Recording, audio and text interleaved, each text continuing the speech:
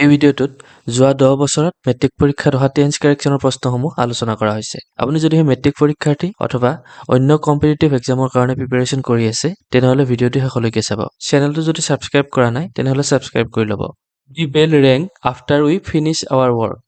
এই বাক্যটোতো অতীতৰ দুটা কামৰ কথা উল্লেখ আছে। এটা হৈছে দি বেল ৰেং, বেলটো বাজিছিল, আৰু আনটো হৈছে উই ফিনিছ আৱাৰ ৱৰ্ক। ইয়াত উই ফিনিছ আৱাৰ ৱৰ্কটো আগতে হৈছে, গতিকে অতীতত যদি দুটা কামৰ কথা উল্লেখ থাকে সেই দুয়োটা কামৰে প্ৰথমতে হোৱা কামটো আমি পাষ্ট পাৰফেক্ট টেন্সত লিখিব লাগে। গতিকে শুদ্ধ ৰূপটো হ'ব the bell rang after we had finished our work. Please ring me up as soon as he came. এই বাক্যটোত এজ চুন এজ আছে, গতিকে চিম্পল প্ৰেজেন্ট টেন্সৰ বাক্য হ'ব আৰু বাক্যটোৰ শুদ্ধ ৰূপ হ'ব please ring me up as soon as he comes.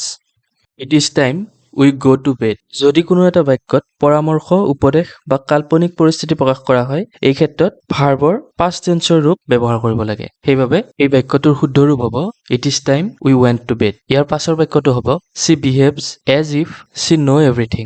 এই বাক্যটোৰ শুদ্ধ ৰূপ হ'ব she behaves as if she knew everything. এই বাক্যটোত তাই এনেকুৱা দেখুৱাই যেন তাই সকলোবোৰ জানে বুজাইছে, অৰ্থাৎ এইটো এটা কাল্পনিক কথা। এজন মানুহে সকলোবোৰ কথা জনা অসম্ভৱ। এনেধৰণৰ বাক্য লিখিবলৈ আমি ভাৰ্বটো পাষ্ট টেন্সত লিখিব লাগে। If it rain we shall not go' out. এই বাক্যটোৰ শুদ্ধ ৰূপ হ'ব if it rains we shall not go' out. ইয়াৰ কাৰণ হৈছে ভৱিষ্যতৰ কোনো কাম এটা হোৱা বা নোহোৱাটো যদি আন এটা কামৰ ওপৰত নিৰ্ভৰ কৰে, তেতিয়াহ'লে যিটো কামৰ ওপৰত নিৰ্ভৰ কৰে সেই কামটো চিম্পল প্ৰেজেন্ট টেন্সত লিখিব লাগে আৰু বাকী বাক্যটো চিম্পল ফিউচাৰত লিখিব লাগে। ইয়াত যিহেতু আমি যোৱা বা নোযোৱাটো বৰষুণ দিয়া বা নিদিয়াৰ ওপৰত নিৰ্ভৰ কৰিছে, গতিকে সেই বাক্যটো আমি চিম্পল প্ৰেজেন্ট টেন্সত লিখিব লাগিব। উই ন' ইটছ আদাৰ ফৰ 10 years। এই বাক্যটোৰ শুদ্ধ ৰূপ হ'ব উই হেভ ন'ন ইটছ আদাৰ ফৰ 10 years। ইয়াৰ কাৰণ হৈছে যদিহে এটা সম্পৰ্ক বা সম্বন্ধ অতীতৰ পৰা বৰ্তমানলৈকে চলি থাকে, তেতিয়াহ'লে সেই বাক্যটো আমি প্ৰেজেন্ট পাৰফেক্টত লিখিব লাগে।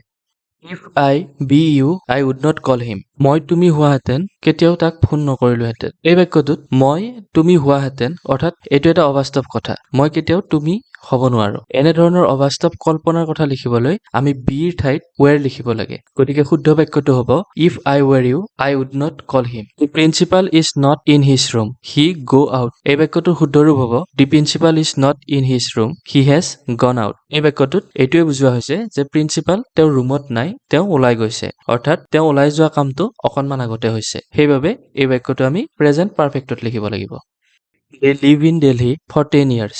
এই বাক্যটোৰ শুদ্ধ ৰূপ হ'ব they have been living in Delhi for 10 years। এই বাক্যটো তেওঁলোক দিল্লীত বাস কৰা কামটো অতীতৰ পৰা বৰ্তমানলৈকে চলি থকা বুজাইছে, অৰ্থাৎ 10 বছৰ সময় ধৰি চলি থকা বুজাইছে। আৰু যদি কোনো এটা কাম অতীতৰ পৰা বৰ্তমানলৈকে চলি থাকে আৰু সেই কামটো কিমান সময় ধৰি চলি আছে বা কেতিয়া আৰম্ভ হৈছে এইটো উল্লেখ থাকে, তেনেহ'লে সেই বাক্যটো আমি প্ৰেজেন্ট পাৰফেক্ট কণ্টিনিউৱাছ টেন্সত লিখিব লাগে। সেইবাবে এই বাক্যটো আমি প্ৰেজেন্ট পাৰফেক্ট কণ্টিনিউৱাছ টেন্সত লিখিছো। When he came it be all over। ইয়াত দুটা কাম অতীতত সম্পন্ন হোৱাৰ কথা বুজাইছে। যদিহে দুটা কাম অতীতত সম্পন্ন হয়, দুয়োটা বাক্যকে আমি চিম্পল পাষ্ট টেন্সত লিখিব লাগে। সেইবাবে ইয়াৰ শুদ্ধ ৰূপ হ'ব when he came it was all over। He stay here until you return। এই বাক্যটোৰ শুদ্ধ ৰূপ হ'ব he will stay here until you return।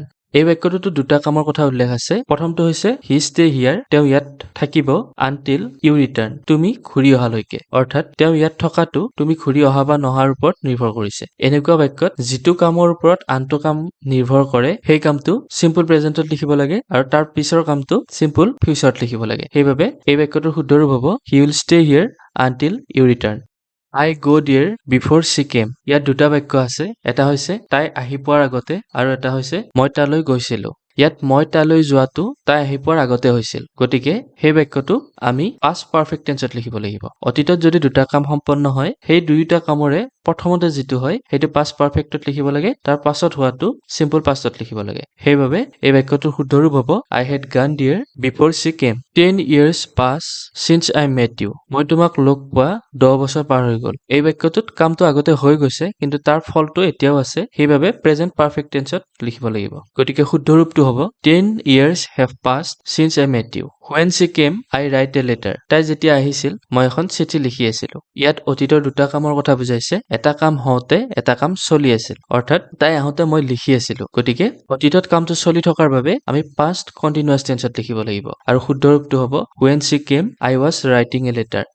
He ring the bell when I was reading. ইয়াত অতীতত দুটা কামৰ কথা কৈছে। এটা হৈছে মই পঢ়ি থকা আৰু এটা হৈছে সি বেলটো বজোৱা। ইয়াত মই পঢ়ি থকা কামটো চলি আছিল আৰু সেই মুহূৰ্তত আন এটা কাম হৈছিল। ধৰণৰ যদি দুটা বাক্য থাকে আৰু এটা বাক্য চলি থকা বুজাই আন এটা বাক্য আমি চিম্পল পাষ্ট টেন্সত লিখিব লাগিব। গতিকে বাক্যটোৰ শুদ্ধ ৰূপ হ'ব He rang the bell when I was reading. Nobody know where he lives. কোনেও নাজানে তেওঁ ক'ত বাস কৰে। এইটো এটা ফেক্ট, গতিকে চিম্পল প্ৰেজেন্ট টেন্সত লিখিব লাগিব আৰু শুদ্ধ ৰূপটো হ'ব Nobody knows where he lives. ইয়াৰ পাছৰ বাক্যটো হৈছে The guest arrived before the dinner was set. ইয়াত অতীতৰ দুটা কামৰ কথা উল্লেখ আছে। এটা হৈছে ডিনাৰ হোৱাটো আৰু এটা হৈছে গেষ্ট আহি পোৱাটো। অৰ্থাৎ ডিনাৰ হোৱাৰ আগতে গেষ্ট আহি পাইছিল। অৰ্থাৎ গেষ্ট আহি পোৱা কামটো ডিনাৰ সেট হোৱাৰ আগতে হৈছিল। অতীতত যদি দুটা কাম হয়, সেই দুয়োটা কামৰে যিটো কাম প্ৰথমতে হয়, সেই কামটো আমি past perfect tenseত লিখিব লাগে। গতিকে শুদ্ধ বাক্যটো হ'ব The guest had arrived before the dinner was set. The bell rang after we finished our work. এই বাক্যটোতো অতীতৰ দুটা কামৰ কথা উল্লেখ আছে। এটা হৈছে The bell rang, বেলটো বাজিছিল, আৰু আনটো হৈছে We finished our work. ইয়াত We finished our work টো আগতে হৈছে। গতিকে অতীতত যদি দুটা কামৰ কথা উল্লেখ থাকে, সেই দুয়োটা কামৰে প্ৰথমতে হোৱা কামটো আমি past perfect tenseত লিখিব লাগে। গতিকে শুদ্ধ ৰূপটো হ'ব The bell rang after we had finished our work. Please ring me up as soon as he come. এই বাক্যটোত as soon as আছে, গতিকে চিম্পল প্ৰেজেন্ট টেন্সৰ বাক্য হ'ব আৰু বাক্যটোৰ শুদ্ধ ৰূপ হ'ব Please ring me up as soon as he comes. ভিডিঅ'টো ইমানলৈ চোৱাৰ বাবে আপোনাক ধন্যবাদ জনাইছো। এই ভিডিঅ'টো যদি আপুনি ভাল পালে লাইক কৰিব, লগতে আনৰ লগত শ্বেয়াৰ কৰিব। এই ভিডিঅ'টোত আমি যোৱা 10 বছৰৰ HSLCত অহা টেন্স কাৰেকশ্যনৰ কুৱেশ্যনখিনি আলোচনা কৰিলো। ইয়াৰ পাছৰ ভিডিঅ'ত ইংৰাজী গ্ৰামাৰৰ আন বিষয়সমূহো আমি আলোচনা কৰিম। গতিকে পৰৱৰ্তী ভিডিঅ'বোৰ চাবলৈ আমাৰ চেনেলটো ছাবস্ক্ৰাইব কৰিব নাপাহৰিব। লগতে আমাৰ ভিডিঅ'ৰ আপডেট পাই থাকিবলৈ আমাক ফেচবুক আৰু ইনষ্টাগ্ৰামত ফ'ল' কৰিব। ইয়াৰ পাছৰ ভিডিঅ'ত পুনৰ লগ পাম। ধন্যবাদ।